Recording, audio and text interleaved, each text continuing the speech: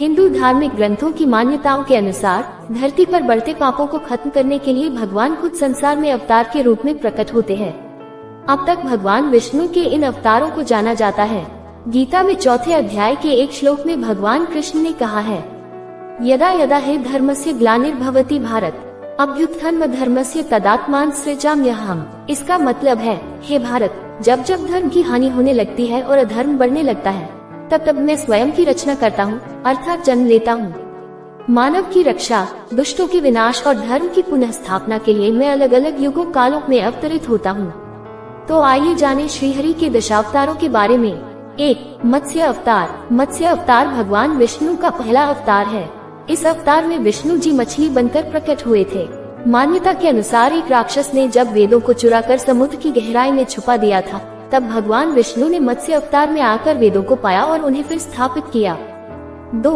वराह अवतार। वराह अवतार हिंदू धर्म ग्रंथों के अनुसार भगवान विष्णु के 10 अवतारों में से तीसरा अवतार है। इस अवतार में भगवान ने सूअर का रूप धारण करके हिरण्याक्ष राक्षस का वध किया था। 3. कच्छप अवतार। कूर्म अवतार को कच्छप अवतार भी कहते हैं। इसमें भगवान विष्णु कछुआ बनकर प्रकट हुए थे।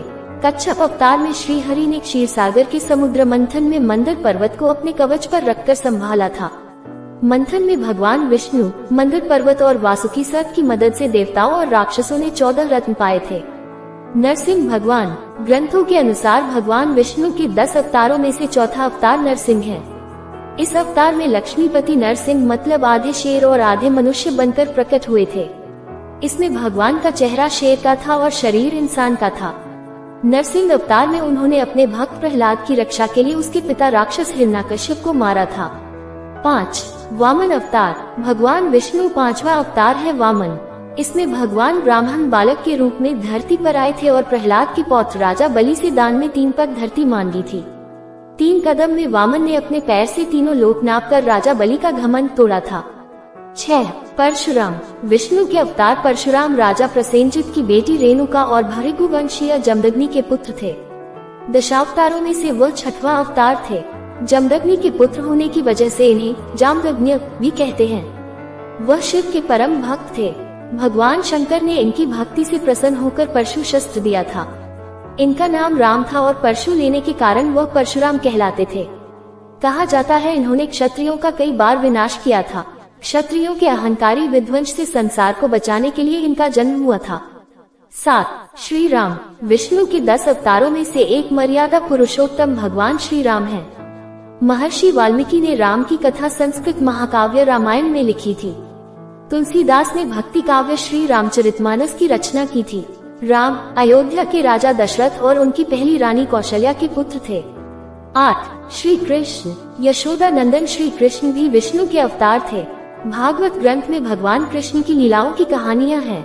इनके गोपाल, गोविंद, देवकी नंदन, वासुदेव, मोहन, माखन चोर, मुरारी जैसे अनेकों नाम हैं। यह मथुरा में देवकी और वसुदेव के पुत्र के रूप में प्रकट हुए थे। श्री कृष्ण की महाभारत के युद्ध में बहुत बड़ी भूमिका थी। वह इस युद्ध में अर्जुन के सारथी थे। उनकी बहन सुभद्रा अर्जुन की पत्नी थी। उन्होंने युद्ध से पहले अर्जुन को गीता उपदेश दिया था। 9. भगवान बुद्ध। भगवान विष्णु के दशावतारों में से एक बुद्ध भी हैं। इनको गौतम बुद्ध, महात्मा बुद्ध भी कहा जाता है। वह बौद्ध धर्म के संस्थापक माने जाते हैं। बौद्ध धर्म संसार के 4 बड़े धर्मों में से एक है। इनका जन्म क्षत्रिय कुल के शाक्य नरेश शुद्धोधन के पुत्र के रूप में हुआ था। इनका नाम सिद्धार्थ रखा गया था। गौतम बुद्ध अपनी शादी के बाद बच्चे राहुल और पत्नी यशोधरा को छोड़कर संसार को मोह माया और दुखों से मुक्ति दिलाने के मार्ग पर निकल गए थे। 10. कल्कि अवतार। कल्कि अवतार भगवान विष्णु का आखिरी अवतार माना जाता है। कल्कि पुराण के अनुसार श्री हरि का कल्कि अवतार कलियुग के अंत में होगा। उसके बाद धरती से सभी पापों और बुरे कर्मों का विनाश होगा। ये भगवान विष्णु के कुछ प्रमुख अवतार थे जिसका वर्णन शास्त्रों में किया गया है। ओम भगवते